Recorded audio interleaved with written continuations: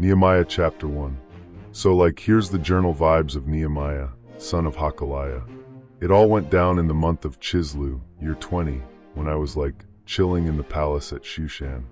Then my bro Hanani rolls in with some Judah dudes, and I was like, so what's the sitch with the Jews who escaped captivity? And how's Jerusalem holding up? And they were like, dude, it's bad. The leftover peeps are getting wrecked with all kinds of trouble and shame. The wall around Jerusalem? Total rubble. The gates? Straight up crispy, burned down and everything. And I was like, no way. I totally sat down, sobbed my eyes out, didn't eat for days, and kept praying to the big guy in the sky. I was like, Lord, you're the totally awesome and mighty God of the heavens. You keep it real with those who love you and stick to your commands. So open your ears and eyes, please. I'm praying hardcore day and night for your crew, the Israelites. We messed up, big time. Not just the nation, even me and my fam blew it. We were majorly shady and ditched all the stuff you told Moses to tell us, commandments, rules, judge-wide judgments. Yeah, we flopped on all of it. But remember, Lord, you totally told Moses, if you guys mess up, I'll scatter you like beach sand in a windstorm. But if you come back to me and vibe with my commands again, I'll scoop y'all up from, the edges of the universe and bring you to the place I put my name on. These are your people, Lord, your special crew you saved with mad power and a super strong hand. So pretty please, Lord, tune into my prayer. Listen to your peeps who actually care about you. Help me be successful today and let the king be chill with me. Because I'm his royal cup guy, I serve his wine and stuff. Nehemiah chapter 2. So it was the month of Nisan, in year 20 of King Artaxerxes' reign, and I was totally doing my wine server gig. I handed the king his drink, but I was looking majorly bummed out, which never happens in front of him. The king was all, bro, why do you look so down? You're not even sick or anything. This is heartache level sadness.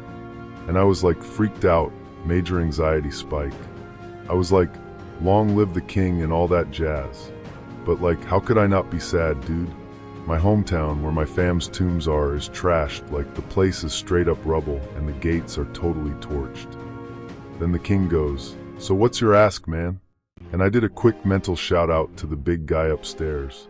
Then I was like, okay, so if it's cool with you, your majesty, and you're down with me, I'd love for you to send me back to Judah, my ancestral zone, so I can fix it up. The king, with the queen chilling beside him, was like, how long you going to be gone? And when are you coming back? And I told him my timeline, and he was totally into it. Score. I also tossed in, hey, if you're still feeling generous, can I get some letters for the governors across the river so they don't freak out and block me from passing through? And also, could I snag a letter for Asaph, the guy who runs the royal forest? I need some primo wood for the palace gates, the city wall, and my new crash pad. And guess what? The king was totally. All because God had my back in a major way. So I headed out, crossed the river, gave the letters to the regional bigwigs, and the king even hooked me up with a squad of army dudes and horsemen. Legit royal escort, bro. But then Sanballat the Horonite and Tobiah the Ammonite servant heard I was in town to help out the Israelites, and they were super salty about it. I got to Jerusalem and laid low for 3 days. Then late at night, I snuck out with just a few bros, no announcement, no Insta story, nothing. I didn't even bring extra animals, just my ride. And I didn't tell anyone what God had put on my heart to do yet. So under cover of night, I cruised out the valley gate with my ride, scoped the dragon spring and the dung gate. And yeah, the wall was totally torched and trashed. Super gnarly. I kept rolling past the fountain gate and the king's pool, but my animal couldn't even squeeze through the rubble. Total no-go. So I went on foot up the creek path, checked out the wall from there, and then looped back through the valley gate. Stealth mode complete. Nobody knew what I was up to. Not the city leaders, not the priests, not the nobles, not even the worker dudes. I hadn't spilled the divine tea yet. Then I was like, okay, squad, look around. Our city is a major disaster zone. The walls are dust and the gates are barbecue. Let's get it together and rebuild this thing so we're not the laughingstock of the region anymore. I also told them how God was totally vibing with me, and the king gave me the thumbs up. And they were like, let's freaking go. Time to build. So like we flexed and got ready to hustle. But then, Sambalat the hater, Tobiah the troll, and that dude Geshem rolled up and started clowning us. They were like, what even is this? Y'all trying to rebel against the king or something? And I clapped back. Okay, listen, the God of heaven is totally backing us up. We're his crew, and we're gonna build, baby. You guys, you've got zero part in this. No creds, no rights, no memory here. So like back off. Nehemiah chapter 3. So Eliashib, the top priest dude, totally rallied his squad of priests, and they were like, let's get this sheep gate up, bros. They blessed it hardcore, slapped on some doors, and blessed everything from the Tower of Mia all the way to the Tower of Hananiel. Divine craftsmanship. Right next to them, the brothers from Jericho grabbed their hammers. Then Zachar, Imri's kid, was like, yo, I got this spot. The sons of Hassanah were claiming the fish gate. So they threw up beams, doors, locks, and those beefy bars, super fortified and fab. Then came Mirmoth, Uriah's kid, who was like, let me fix this part, dudes. Meshullam, from the line of Berechiah, was like, I got next. And Zadok, Bana's son, jumped in too. It was like a holy DIY channel. The crew from Tico showed up to help, but like, their nobles were way too bougie to get dirty. Total buzzkill. Then Jehoiada and Meshullam tag-teamed the old gate, built beams, slapped on locks and bars. Classic teamwork, bro. Then Melatiah from Gibeon and Jaden from Maranoth were working near the governor's throne zone. Major power placement. Uzziel, the blingmaker's kid, worked next to Hananiah, whose dad mixed potions or whatever. Together they made the wall super beefy by the broad section of Jerusalem. Rephaiah, son of Hur and half-boss of Jerusalem, jumped in next. He was like, let's patch this wall like a champ. Then Jediah, son of Harumaph, fixed the part right across from his crib. Right after him, Haddish, son of Hashabniah, said, tag me in, fam. Malchijah, Haram's son, and Hazhub from Team Pahath Moab worked on the next stretch and the tower that kept the furnaces toasty. Shallum, son of Halahesh and ruler of Jerusalem's other half, rolled up with his daughters, and they were like, girl power, let's build. Hanan and the Zanoah homies tackled the valley gate, added doors, locks, bars, and stretched that wall for like 1,000 cubits to the poop gate. Gross but necessary. Speaking of Malchiah, Rechab's kid and ruler of Beth-Exerim town, handled the dung gate. He built it up, sealed it with doors, locks, and bars like a sanitation pro. Then Shallun, son of Kolhoseh, Mizpah's ruler, totally made over the fountain gate, covered it, installed the works, and reinforced the wall by the king's garden and that dreamy stairway down from David's city. After him, Nehemiah, not the main dude, different Nehemiah, Azbuk's son, fixed the wall from David's tomb area to the epic pool and the warrior clubhouse. Legendary upgrade. Then the Levites jumped in. Rehum, son of Bani, was like, Levite squad, let's roll. Hashabiah, ruler of half of Keilah, handled his section with some righteous precision. After that, Bavai, Henadad's kid and total boss of half of Keilah, was like, let's patch this bad boy up. And his fam joined in too. Squad goals. Ezra, Jeshua's kid and ruler of Mizpah, jumped in next and tackled the section that leads up to the gnarly armor station near that bendy part of the wall. Then Baruch, Zabai's son, came in super fired up, like, I'm going to crush this Reno from the corner all the way to Eliashib's front door. Total overachiever vibes. Mirmoth, that dude from earlier, Uriah's boy, came back to fix even more stuff, this time from Eliashib's door to the end of his crib. Respect. After that, a bunch of priests from the flatlands showed up and were like, Holy hammer time, let's do this. Benjamin and Hazhub fixed the wall across from their own places. Then Azariah, descended from Messiah and Anania, was like, I'll handle the repairs by my pad. Binnui, Henadad's son, took on another chunk too, from Azariah's place to the bendy part, all the way to the corner. Total MVP energy. Palel, Uzziah's son, claimed the section by the corner and the tower that stuck out from the king's super fancy house, next to the royal prison courtyard. Then Pedaiah, son of Parash, stepped in and was like, "I got next, dudes."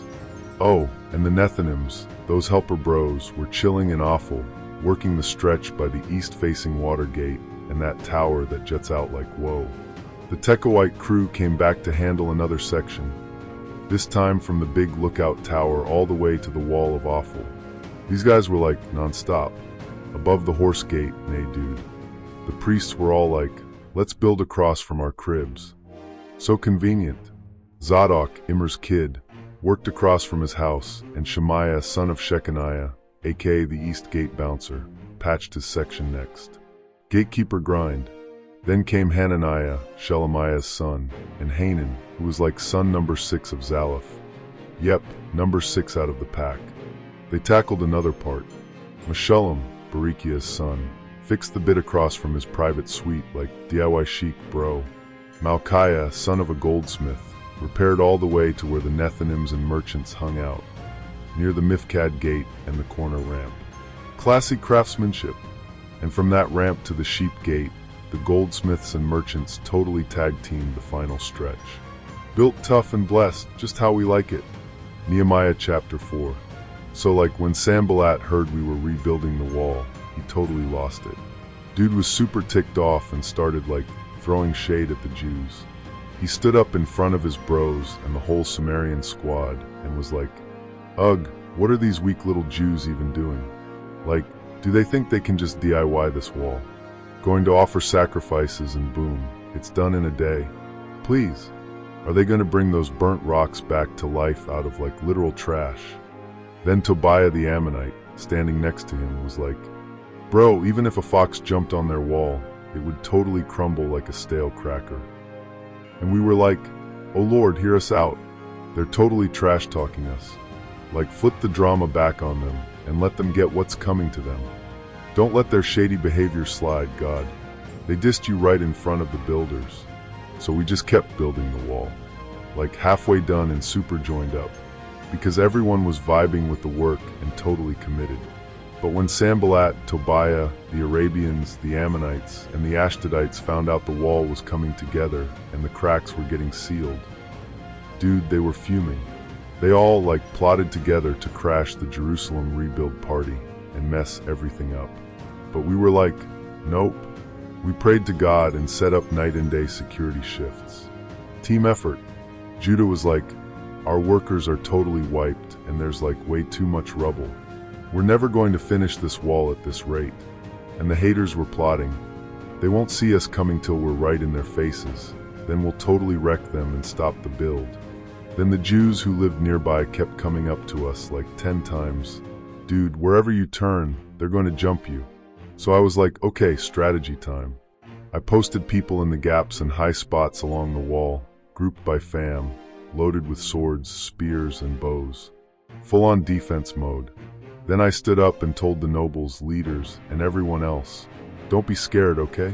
Remember the Lord. He's totally awesome and powerful. Now fight for your fam, your kids, your wives, and your homes." And guess what? When our enemies heard we were onto their little scheme and that God totally canceled their evil plan, we were like, back to work, squad. Everyone returned to their station. From then on, half the crew worked on construction, and the other half were geared up with spears, shields, bows, and armor. The bosses stood guard behind Team Judah like bodyguards.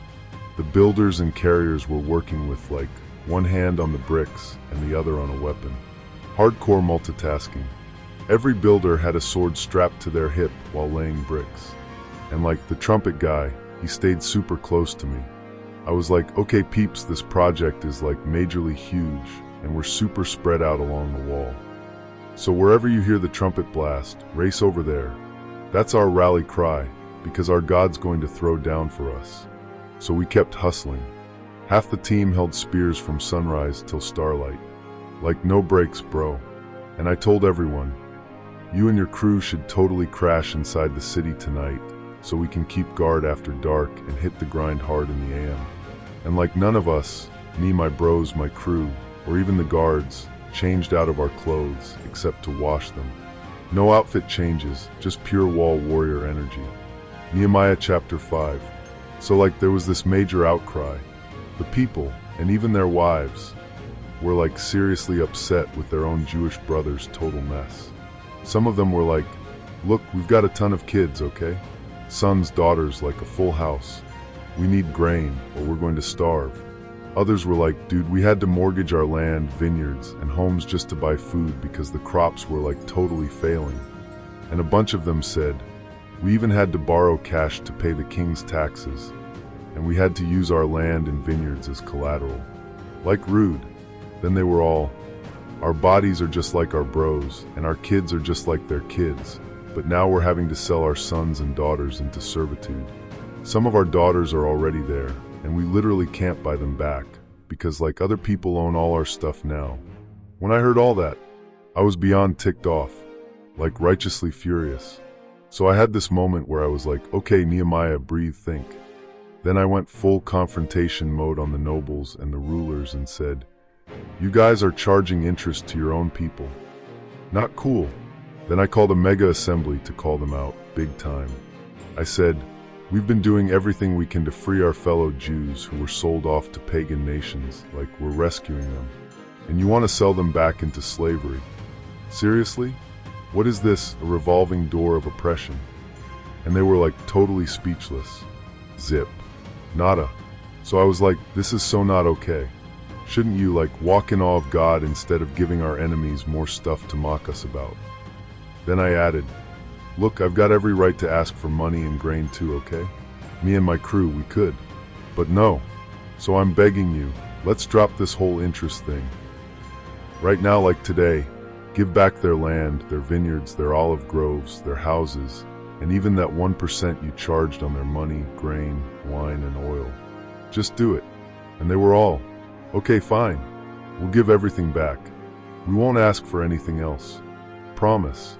So I called in the priests and made them swear on it, like official oath style. Then I did this symbolic move. I like shook out my clothes and said, whoever doesn't stick to this promise, may God like shake them out of everything, home, job, you name it. And the crowd was all, amen. And they praised the Lord. Everyone kept their word. Epic follow through. Plus, let me just say, from the moment I became governor of Judah, in year 20 of King Artaxerxes until year 32, so like 12 years, neither I nor my bros took that fancy governor paycheck. Not once. The guys before me, total freeloaders. They made the people pay for their bread, wine, and even charged 40 shekels of silver. Their servants acted like little tyrants too, but I didn't roll like that because I totally feared God. I also stayed focused on the wall project, like full dedication mode. We didn't even buy extra land. My whole team was in it, working like a holy construction crew. Oh, and at my dinner table, I fed like 150 Jews and leaders on the reg, not even counting the randoms that came in from the outside nations. Every day it was like 1 ox, 6 elite sheep, a bunch of birds, and every 10 days a new shipment of wine, variety pack style. But I still didn't take that gov's food allowance. Why? Because the people were already under a heavy load, bro. They didn't need more pressure. God, if you're listening, like, please remember the good I've done for these peeps. Bless it or whatever. Thanks. Nehemiah chapter 6. So like when Sanballat, Tobiah, Geshem the Arabian, and all our haters found out I'd finished building the wall, like no gaps at all, okay, I hadn't put the gates up yet, but still. They were majorly shook. Sanballat and Geshem hit me up like, hey dude, let's hang out in one of those chill little villages near Ono. But like I totally knew they were scheming something shady. So I sent back a message. Sorry bros, I'm in the middle of some epic work here and can't bail. Why should I stop the project just to come chat? And they kept sliding into my DMs like for more times with the same, let's meet nonsense. And every time I was like, nah. Then the 5th time, Sanballat sent his guy again, but this time he had like an open letter in his hand. Super passive-aggressive. The letter was all, hey, word on the street, and Gashma's totally saying it too, is that you and the Jews are plotting a rebellion. That's why you're building the wall, because you want to be king. And you even hired some prophets to hype you up in Jerusalem like, there's a new king in town, and it's Nehemiah. So, this is going to get back to the actual king, and like we should talk now. And I wrote back like, LOL nope. None of that is true. You're just making stuff up in your own head, bro. Because like they were all trying to mess with our heads, thinking we'd freak out, slow down, and quit. But I was like, God, bro, could you give my hands some extra strength? I have to finish this thing. Then I went to visit Shemaiah, this dude who had locked himself in. He was like, yo, let's hide in the temple tonight and lock the doors. They're totally coming to kill you like tonight night. And I was like, dude, I'm not running. What kind of man just hides? I'm not going into the temple just to save my skin. No way. Then it hit me, this prophecy? Not from God. It was a hit job. Sanballat and Tobiah totally paid this guy off. Yeah, they hired him just to scare me into sinning, so they could be like, OMG, Nehemiah freaked out, and spread shady gossip about me. So I was like, God, don't forget what Tobiah and Sanballat did, okay? And also that prophetess Noadia, and the rest of those fake prophet peeps trying to freak me out. Anyway, spoiler alert, we finished the wall on the 25th day of Elul. Took us 52 days. Legendary record. When all the haters heard about it and saw it with their own eyeballs, they were like super bummed. They knew for sure this whole thing was powered by our God. But like even during all that, the nobles in Judah were sending fan mail to Tobiah. And Tobiah was totally writing back like they were pen pals. Turns out, Tobiah was married into one of the big Judah families, like Shechaniah's son-in-law, and his kid married Meshullam's daughter. So yeah, he had connections. And these nobles kept telling me how awesome Tobiah was, and then told him everything I said. So Tobiah was like constantly trying to scare me with his creepy little letters. Nehemiah chapter 7. So like once the wall was totally finished and I had the doors installed and everything, I also got the gate dudes, the singers, and the Levite bros all officially set up. Security, worship, and vibes? Check. I handed over the keys to my brother Hanani and this palace bigwig Hananiah, because like he was super faithful and feared God more than most. Legit guy. I told them, don't even think about opening those city gates until the sun is blazing hot. And make sure someone's there watching while the doors get locked down. Post the locals on guard. Everybody takes their shift and station them near their own homes, K? The city was like massive, so much room, such potential, but there weren't a ton of people yet, and most of the homes were still just not built. Total fixer-upper. Then God dropped this idea into my heart. Gather the nobles, rulers, and all the people and get like a full ancestry breakdown. So I found this ancient scroll with the OG genealogy list of those who came back from exile. I was like, score. These were the descendants of the original squad who came up out of exile, the ones that King Nebuchadnezzar had taken to Babylon. They made their righteous return to Jerusalem and Judah, settling in their hometowns. Total homecoming vibes. They rolled in with the dream team: Zerubbabel, Jeshua, Nehemiah, Azariah, Ramiah, Naamani, Mordecai, not the one from Esther Probs, Bilshan, Mispereth, Bigvai, Nehem, and Baanah. And here's the head count of the Israelite fams. The children of Parash, 2,172. The children of Shephatiah, 372. The children of Era, 652. The children of Pahath Moab, of the children of Jeshua and Joab, 2,818. The children of Elam, 1,254. The children of Zadu, 845. The children of Zakkai, 760. The children of Binnui, 648. The children of Babai, 628. The children of Azgad, 2,322. The children of Adonikam, 667. The children of Bigvai, 2,067. The children of Aden, 655. The children of Ater of Hezekiah, 98. The children of Hazam, 328. The children of Bazai, 324. The children of Hariph, 112. The children of Gibeon, 95. The men of Bethlehem and Netopha, 188. The men of Anathoth, 128. The men of Bethazmaveth, 42. The men of Kirjathjearim, Kephirah, and Beeroth, 743. The men of Ramah and Geba, 621. The men of Michmash, 122. The men of Bethel and Ai, 123.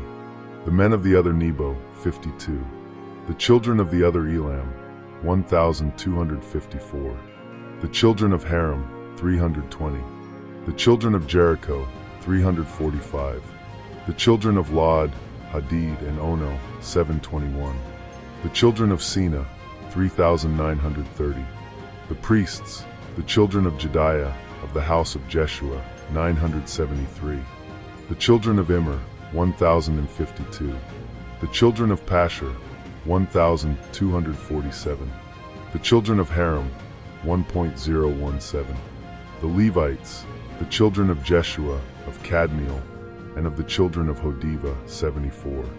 The singers, the children of Asaph, 148. The porters, the children of Shallum, the children of Ater, the children of Talmon, the children of Akub, the children of Hadadah, the children of Shobai, 138. The Nethinims, the children of Ziha, the children of Hashapha, the children of Tabaoth. The children of Kuros, the children of Sia, the children of Padon. The children of Labana, the children of Hagaba, the children of Shalmai. The children of Hanan, the children of Giddel, the children of Gahar. The children of Rhea, the children of Rezin, the children of Nekoda. The children of Gazam, the children of Uzzah, the children of Phaziah. The children of Besai, the children of Munim, the children of Nephashizim.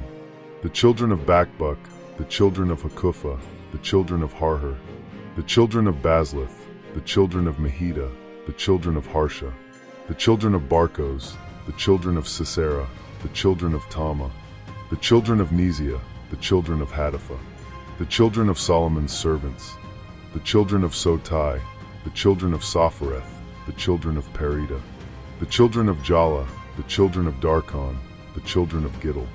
The children of Shephatiah, the children of Hattil, the children of Patrith of Zebaim, the children of Ammon.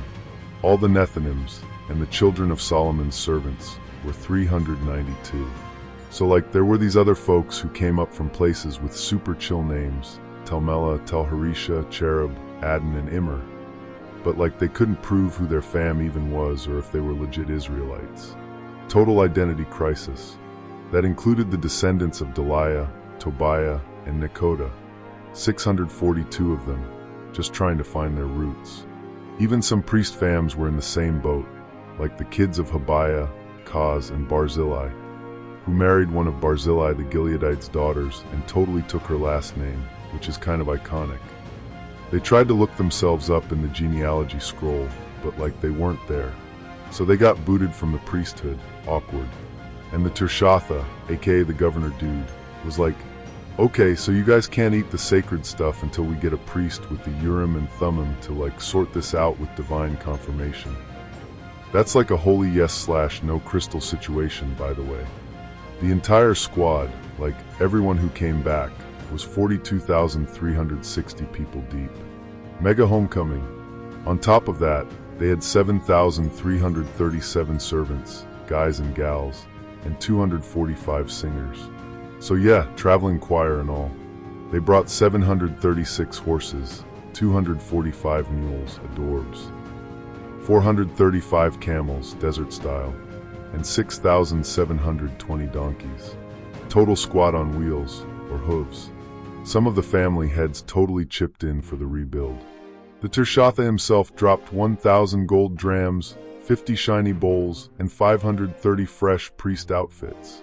The other fam leaders gave 20,000 gold drams and 2,200 pounds of silver. Generosity level maxed out. Then the rest of the people pitched in too. Another 20,000 gold drams, 2,000 pounds of silver, and 67 priest outfits. Wardrobe goals for worship. So by the time the 7th month rolled around, all the priests, Levites, porters, singers, helpers, aka Nethinims, and the whole Israelite crew were finally living in their cities. Totally settled, fully back, and vibing in their hometowns. Welcome home, fam. Nehemiah chapter 8. So like everyone gathered together in the plaza by the water gate, like one big squad. And they were all Ezra. Bring out the scroll with the law of Moses that the Lord totally gave us. So Ezra the priest grabbed the scroll and brought it out to the crowd, men, women, and like anyone who could understand. It was the first day of the 7th month, and the anticipation was real. He started reading the law in front of the Watergate Plaza, from sunrise all the way till noon. Everyone was totally tuned in, ears open, hearts locked in. Ezra was standing on this wood stage they built just for the occasion. On his right side were Mattathiah, Shema, Ananiah, Uriah, Hilkiah, and Messiah. On his left were Pedaiah, Mishael, Malchiah, Hazum, Hashbaddanah, what a name, right? Zechariah, and Meshullam. Total Torah hype crew. Ezra opened the scroll in front of everyone. He was like on a raised platform, so all eyes were on him. As soon as he opened it, the whole crowd stood up. Chills. Then Ezra gave props to the Lord, the mega awesome God, and the people were like, Amen, Amen. And they threw up their hands, bowed down, and face planted in total worship. Deep reverence moment. Then the Levite crew, Jeshua, Bani, Sherebiah, Jamin, Akub, Shabbathai, Hodijah, Messiah, Kelida, Azariah, Jozabad, Hanan, and Peliah, helped the people actually get what was being read. They were all in their spots, making it make sense. They read from the scroll loud and clear, explained it, and helped everyone totally understand the message. Torah 101, but Holy Edition. Then Nehemiah, the Tirshatha, aka head honcho, Ezra the priest, and all the Levites who were teaching said, Guys, today is super holy to the Lord, no crying, okay? Because the whole crowd was sobbing after hearing the law. Full heart vibes. Ezra was like, Alright, everyone go party. Eat the fatty foods, drink the sweet drinks, and share with anyone who forgot their lunch. Today's a God day. Don't be down, because the joy of the Lord is your ultimate boost. The Levites backed him up. Chill out, peeps, this day's sacred. No sad faces, okay? So the people pieced out to feast, send snacks to their neighbors, and celebrate hardcore, because they finally got what the words meant. Mind blown and soul fed. The next day, the fam leaders, priests, and Levites got together again with Ezra to dig deeper into the law. Total Torah study sesh. And guess what? They found a verse that said they were supposed to live in tents, aka booths, during the 7th month festival. Like a full-on campout for God. So they spread the word across all the cities and in Jerusalem. Head to the hills, people.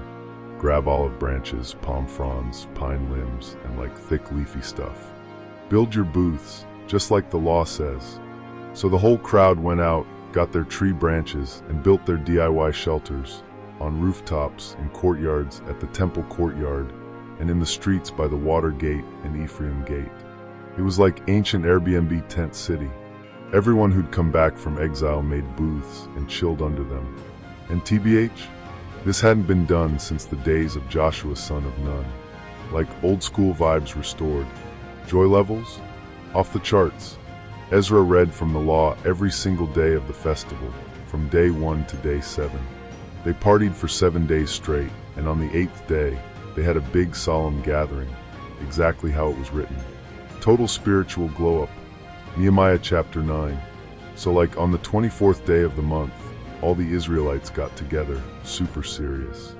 They were fasting, wearing scratchy sackcloths, and had dirt on their heads. Total humble vibes. The children of Israel totally ditched anyone not from their crew, stood up, and were like, OMG, we've messed up. And so did our ancestors. It was a full-on confession session.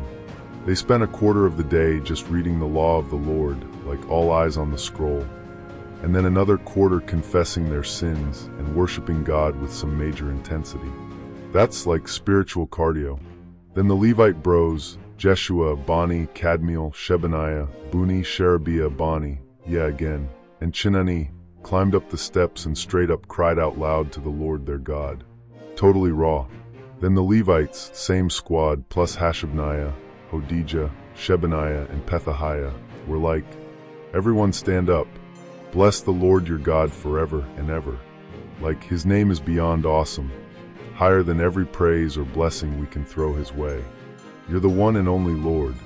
You made the heavens, and like the heaven of all heavens with every star up there. The earth, everything on it. The ocean, every wave and creature in it. You keep it all going, and heaven's crew totally worships you. You picked Abram, brought him out of Ur in Chaldeeville, gave him the new name Abraham, major upgrade. You saw his heart was totally true, and made a forever deal with him, giving his fam all that land from the Canaanites, Hittites, Amorites, Perizzites, Jebusites, and Girgashites. And you totally kept your word, because you're like super righteous. You saw our ancestors suffering in Egypt and totally heard their screams at the Red Sea. It was like not chill down there. You showed off with signs and wonders on Pharaoh and his crew because they were being major jerks. You made a name for yourself that still hits today. You split the sea wide open so they could cross on dry sand and then like toss the bad guys in splash, like skipping stones into deep waters. You led them with a cloud pillar by day and a fire pillar by night. Epic navigation system. You came down to Mount Sinai, spoke straight from heaven, and dropped truth bombs, solid laws, good judgments, and commandments that totally make sense. You told them about your holy Sabbath like rest day goals, and gave them all the rules via Moses, your dude. You literally sent bread from the sky to feed them, and made water shoot out of a rock when they were thirsty. Plus, you promised to hook them up with the land you swore to give them. But our fam back then? Totally full of themselves. They got stiff-necked, wouldn't listen, and basically ghosted your commandments. They ignored all your amazing miracles, got rebellious, and even picked a new leader to take them back to slavery. But you're a forgiving God, chill, patient, mega kind, and you didn't ditch them. You stuck it out, even when they made that gold cow and were like, "This is the God that rescued us from Egypt," which was so cringe, they pushed all the wrong buttons. But you, full of mercy, didn't leave them hanging in the desert. You kept the cloud by day and the fire by night to guide their way. Literal divine GPS, bro. You like gave them your super chill spirit to teach them stuff, and you didn't let their snacks run out, manna for days, and water on tap when they were parched. You totally kept them going in the wilderness for 40 years. Like no shortages, clothes didn't fade, feet didn't puff up. That's like divine outdoor gear. You handed them kingdoms and territories and were like, "Here, divide it up like a beach towel at a bonfire." They scored lands from Sion, the king of Heshbon, and Og, the king of Bashan. Legendary turf. You made their kiddos multiply like starry night skies and led them into the land you promised their ancestors. Dream Vaki activated. So they moved in and totally took over the land. You helped them squash the locals, the Canaanites, handed over kings and kingdoms like a buffet and said, "Go wild." They got walled cities, plush land, houses full of loot, deep wells, vineyards, olive groves, and fruit trees galore. They feasted, got full, got comfy fat, and just soaked up your mega goodness. But then, they got rebellious. Like full-on ghosted you. Tossed your law behind their backs, canceled the prophets who were trying to get them back on track, and totally disrespected you. So you let their enemies mess them up. But when they were in total crisis mode and cried out, you heard from heaven and were like, "Mercy drop incoming." You sent rescuers to pull them out of the chaos. But every time they caught a break, they went back to their evil ways. So you let their enemies rule again. But when they turned around and screamed, "Help us, God," you answered again and again because you're just that merciful. You kept warning them like, "Come back to my law, dudes." But they were all proud and hard-headed, ignored your good advice, the kind that brings life, shrugged you off, stiffened their necks, and basically hit mute. Still, you were super patient for years and kept sending your spirit through the prophets saying, "Hey, listen up." But they totally tuned you out. So you handed them over to foreign lands like, "Okay, go figure it out the hard way." But even then, because you're all about massive mercy, you didn't wipe them out or ditch them. You're like the ultimate gracious and merciful God. So now, dear God, big, mighty, kind of terrifying in a good way, you keep your promises and are all about mercy. Please don't think all this trouble we've been through is NBD, okay? It's hit our kings, leaders, priests, prophets, ancestors, everyone, ever since the Assyrian mess until right now. Honestly, you've been totally fair. Everything you've done was right. We're the ones who acted like rebellious teen drama queens. Our kings, princes, priests, and even our ancestors, they blew it. Didn't listen, didn't obey, totally ignored your warnings. Even when they were living it up in that lush land you gave them, enjoying all your blessings, they still didn't serve you or ditch their sketchy ways. So here we are now, literal servants in our own land. The place you gave our ancestors to enjoy. We're just tenants now. All that good stuff the land produces? Yeah, it goes to the kings you let rule over us because of our sins. They control our bodies, our livestock, and we're in major distress mode. So yeah, we're locking it down. We're making a legit covenant and writing it out. And our leaders, Levites, and priests, they're totally signing it. Nehemiah chapter 10. So like the first dude to seal the deal was Nehemiah, aka the Tirshatha, which is just a super old school way of saying the big boss, son of Hakaliah. And right there with him, Zidkijah, Sariah, Azariah, Jeremiah, Pashur, Amariah, Malchijah, Haddish, Shebaniah, Malak, Haram, Mirmoth, Obadiah, Daniel, Ginnathan, Baruch, Meshullam, Abijah, Majamin, Maziah, Bilgai, Shemaiah. These were the priests.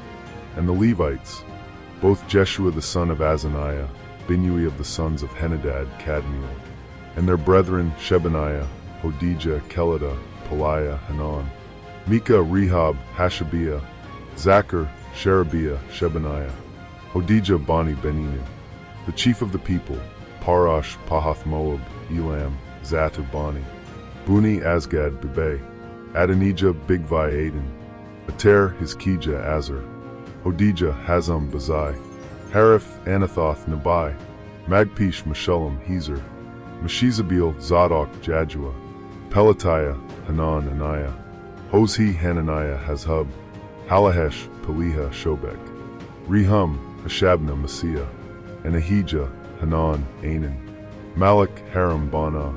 So like everyone else, we're talking the priests, Levites, doorkeepers, singers, temple helpers, aka the Nethinims, plus all the peeps who totally distanced themselves from the world's bad vibes to follow God's law. They were all in. Guys, gals, kids, anyone who could understand what was up. They stuck close to their spiritual fam and the VIP leaders and made this big-time commitment. Like we're swearing on it, hardcore oath vibes, to live by God's law that he gave Moses, and we're actually going to follow all his commandments, decisions, and rules. We're not handing our daughters over to marry randoms from the land, and we're not letting our sons marry their girls either. Like boundaries, people. If outsiders try to sell us stuff on the Sabbath or on holy days, we're not buying. Nope. We're letting the land chill every 7th year and also canceling debts. Major reset mode. Oh, and we made some official rules to donate like 1/3 of a shekel every year to keep God's house running smooth. That covers the holy bread, non-stop grain offerings, Sabbath sacrifices, new moon parties, festival feasts, sin offerings, and everything else the temple needs to keep Israel covered and the vibe holy. We even drew lots to decide who brings firewood each year, priests, Levites, and the rest of us. Everyone takes turns bringing logs to keep the altar fire lit. Fire duty equals sacred duty. We're also bringing the very first harvest from our fields and fruit trees every single year straight to the Lord's house. Like first pick equals first gift. Same with our firstborn sons and animals, our cows, sheep, goats. All the firsts go to God, as written in the law. The priests working the temple totally handle it. We're bringing in our first batches of dough, yes, like literal dough, our offerings, our fruits, our wine, and our oil. It all goes into the temple chambers for the priests. And the Levites get the field tithes in each farming town. When the Levites collect the tithes, an Aaronic priest is going to roll with them to make it official. Then the Levites will bring up a tithe of the tithes to God's house, into the sacred stash room. Bottom line, all of Israel, including the Levites, will bring our gifts, grain, new wine, oil, right into the temple's storage. That's where the sacred tools are, where the priests work, where the singers sing, and the doorkeepers hold it down. And like, we're totally not ditching the house of our God.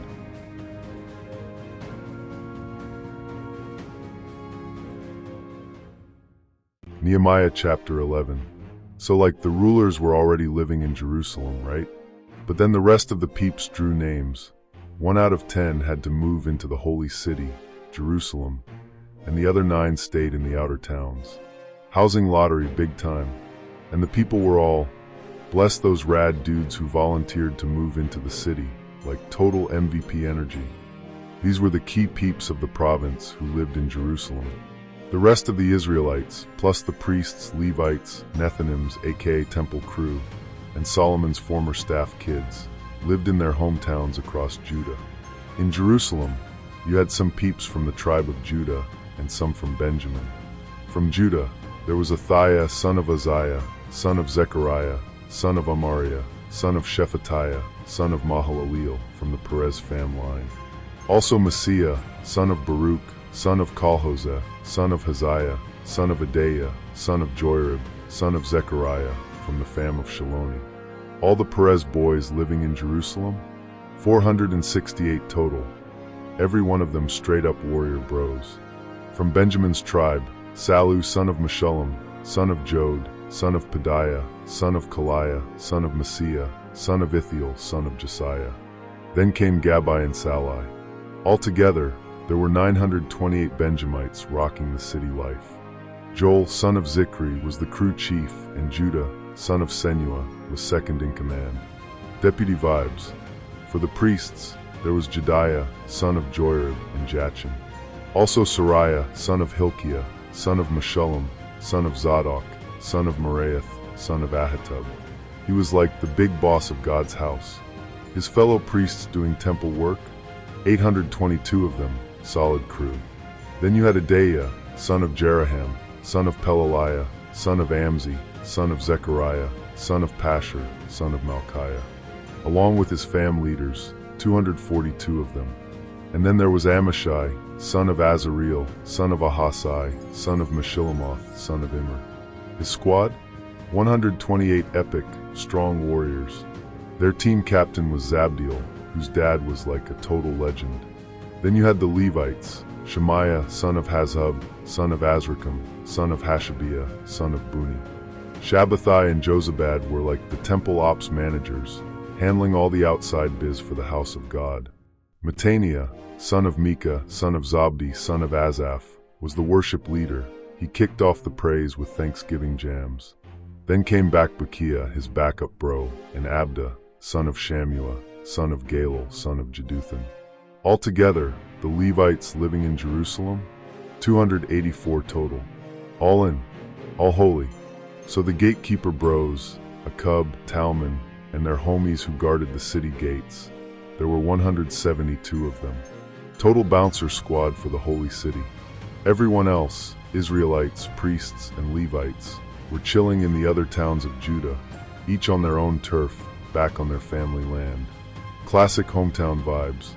The Nethinims, aka the temple helper crew, were living in Ophel, and Ziha and Jispa were the big kahunas over that crew. In Jerusalem, Uzzi, son of Bani, who was son of Hashabiah, son of Mattaniah, son of Micah, deep roots, was in charge of the Levites. He came from the Asaph fam, so he and the singers were like managing worship biz at God's house.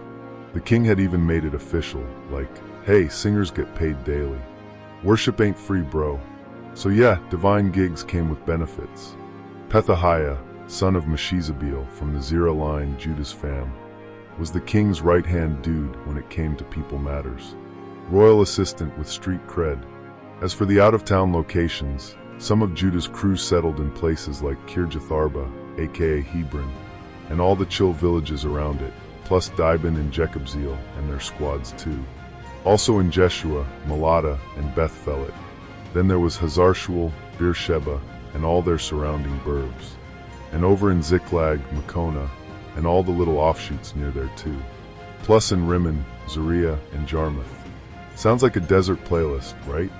Zanoah, Adullam, and their mini-towns, and then Lachish and its fields, and Azekah and its surrounding chill zones. Basically, they were spread out from Beersheba to the Hinnom Valley, long stretch of holy turf. The Benjamin tribe, they were holding it down from Geba to Michmash, Ijah, Bethel, and all the spots nearby.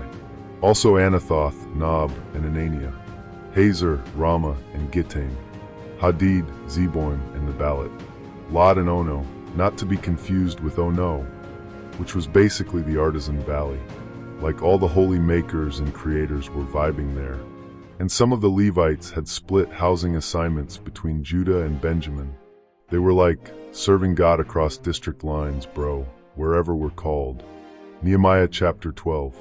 So like these were the priests and Levites who cruised up with Zerubbabel, Shealtiel's son, and Jeshua, Sariah, Jeremiah, Ezra, Amariah, Malach, Haddish, Shechaniah, Rehum, Mirmoth, Iddo, Genetho, Abijah, Miamin, Mediah, Bilgah, Shemaiah, Jorib, Jediah, Salu, Amok, Hilkiah, and another Jediah. These guys were the priestly MVPs and their crew in Jeshua's day. Total spiritual lineup. And the Levite bros? Jeshua, Binnui, Kadmiel, Sherebiah, Judah, and Mattaniah, who was the head of the Thanksgiving jams with his band of bros. Bakbukiah and Uni were on the opposite shift, like Praise Team B squad still lit. Jeshua had a kid named Joachim. Joachim had Eliashib. Eliashib had Joiada. Joiada had Jonathan, and Jonathan had Jaddua. Total priestly legacy line. During Joachim's days, these were the priest family heads. For Sariah, Moriah. For Jeremiah, Hananiah. For Ezra, Meshullam. For Amariah, Jehohanan. For Melichu, Jonathan. For Shebaniah, Joseph. For Haram, Adnah. For Meraioth, Helkai. For Iddo, Zechariah. For Ginnethon, Meshullam. For Abijah, Zikri. For Miniamin, also Moadiah, Piltai. For Bilgah, Shammua. For Shemaiah, Jehonathan. For Jorib, Madani. For Jediah, Uzzi. For Salai, Kalai. For Amok, Eber. For Hilkiah, Hashabiah. And for Jediah, Nethaniel. The Levite leaders during the times of Eliashib, Joiada, Johanan, and Jaddua were all logged in the official scrolls. The priest leaders too, right up through the reign of Darius the Persian. Like old school record keeping, bro. The sons of Levi, family heads and all, were written down in the chronicles up through the days of Johanan, Eliashib's son. Total ancestry files. The top Levite trio, Hashabiah, Sherebiah, and Jeshua, Kadmiel's kid. They and their bros stood opposite each other like call and response praise team, activated. All based on David the man of God's command. Legendary worship structure. Then there were the door dudes, Mattaniah, Bakbukiah, Obadiah, Meshullam, Talman, and Akub. They were like, we got threshold duty, holding it down at the gates, 24/7.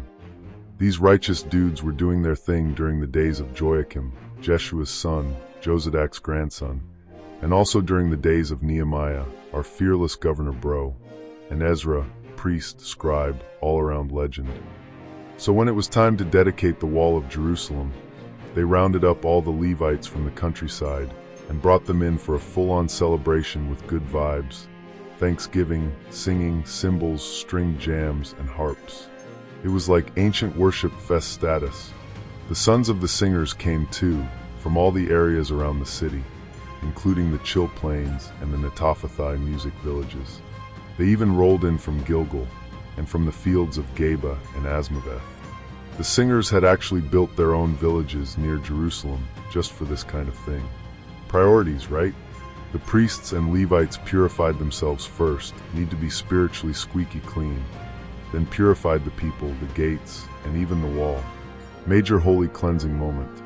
Then I was like, let's do this, and brought the Judah princes up onto the wall. I set up 2 massive choirs to give thanks. One crew went right toward the dung gate. Not the cutest gate, but whatever. Hoshea led the way, along with half the princes of Judah. Behind them came Azariah, Ezra, and Meshullam. Judah, Benjamin, Shemaiah, and Jeremiah, name drop central, all in the lineup. Then some priests' sons brought the trumpets, including Zechariah, son of Jonathan, son of Shemaiah, son of Mattaniah, son of Micaiah, son of Zachar, son of Asaph, aka music royalty. Zechariah's brothers also showed up. Shemaiah, Azarel, Malalai, Helalai, Maai, Nethaniel, Judah, and Hanani, with the OG instruments from David the man of God. Ezra the scribe walked in front, probably setting the pace with holy swag. They passed the fountain gate and started hiking the stairs near the city of David, went over the wall above David's crib, and kept heading east toward the water gate. Epic wall-top walk. The second choir crew went the opposite way, and I followed them with half the people, along the wall, past the Tower of the Ovens, all the way to the broad wall. We cruised over the gate of Ephraim, the old gate, the fish gate, and past the towers of Hananiel and Mia, finally hitting the sheep gate. We all stopped at the guard gate like, whoa, let's take this in. So both praise crews stood inside the house of God, giving thanks big time. I was there too, with half the city's rulers, squad deep. And the priests were there, Eliakim, Messiah, Miniamin, Micaiah, Elioenai, Zechariah, and Hananiah, all blasting trumpets like it was praise Olympics. Also Messiah, Shemaiah, Eleazar, Uzzi, Jehohanan, Malchijah, Elam, and Ezra. The singers went full volume, with Jezrahiah leading the vocals. Worship leader status, legendary. That day, huge sacrifices, tons of joy. God totally filled them with next-level happiness. Even the wives and kids were stoked, like the joy was so loud, people way outside Jerusalem could hear it. The city was buzzing. Around that time, they assigned folks to manage the storage rooms for offerings, first fruits, and tithes, bringing in the goods from the fields for the priests and Levites. Judah was so hyped for their spiritual leaders. The singers and gatekeepers were rocking their duties, guarding God's house and keeping things pure, just like David and his son Solomon said way back in the day. Because in David and Asaph's era, there were leaders over the praise squad too, writing those bangers of thanksgiving to God. Total worship trailblazers. And during the time of Zerubbabel and Nehemiah, all of Israel brought the daily hookup for the singers and porters. Everyone gave what they were supposed to, and the Levites blessed it forward to the fam of Aaron. Holy handoffs, dude. Nehemiah chapter 13. So like on that day, they read the book of Moses out loud for everyone, big crowd moment. And they found this part where it totally said that Ammonites and Moabites are not allowed in God's squad. Like ever. Why? Because back in the day, those guys didn't even offer snacks or water to the Israelites, and instead they paid Balaam to throw shade and curse them. But plot twist, our God totally flipped the curse into a blessing. So once the people heard the law, they were like, okay, mixed crowd, you need to bounce. They separated all the non-Israelites out. Boundaries restored, dude. But before all this, Eliashib the priest, who was supposed to be watching over God's temple spaces, had like majorly messed up. He was tight with Tobiah, yes, that Tobiah. And Eliashib actually gave Tobiah a huge room inside the temple. It used to be for storing holy offerings, incense, vessels, and all the goods for the Levites, singers, and gatekeepers. But now it was Tobiah's pad. But like, I wasn't even in town when this went down. I had gone back to King Artaxerxes in Babylon, and after some time, I asked for Vakri days so I could head back. When I got to Jerusalem and saw what Eliashib had done for Tobiah, setting him up with a whole chamber in God's house, I was like, bro, are you kidding me right now? I was seriously heartbroken and ticked, so I went full holy rage mode and chucked all of Tobiah's furniture out of the room. Like, total eviction notice, divine edition. Then I told the crew, scrub this place down stat. After the deep clean, I put all the sacred stuff back where it belonged, meat offerings, frankincense, everything. Then I realized, like, wait a sec, the Levites aren't even getting their portions. They'd pieced out and gone back to the fields to work because no one was supporting them. Worship squad was MIA. So I called out the rulers and was like, why is God's house being straight up neglected? Then I rounded up the Levites and reinstalled them in their roles. Time to get back on the worship grind. After that, all of Judah showed up with their tithes, grain, new wine, and oil, and loaded up the storerooms like it was harvest revival. I appointed trustworthy peeps to manage the goods. Shelemiah the priest, Zadok the scribe, and Pedaiah from the Levites. Then I added Hanan, Zachar's son from Mattaniah's line, as backup. These guys were solid and handled the distribution. Then I was like, God, don't forget this good thing I did, okay? Like for real, remember how I looked out for your house and all the duties. But even then, I saw some people in Judah totally working on the Sabbath, pressing grapes, hauling grain, loading up donkeys with wine, grapes, figs, and all kinds of stuff. They were literally selling in Jerusalem on the Sabbath. And I straight up confronted them that day like, no, this is not how we Sabbath, y'all. So like there were these dudes from Tyre living in Jerusalem too, and they were selling fish and all kinds of market goods on the Sabbath, right there to the people of Judah. Total rule breaker energy.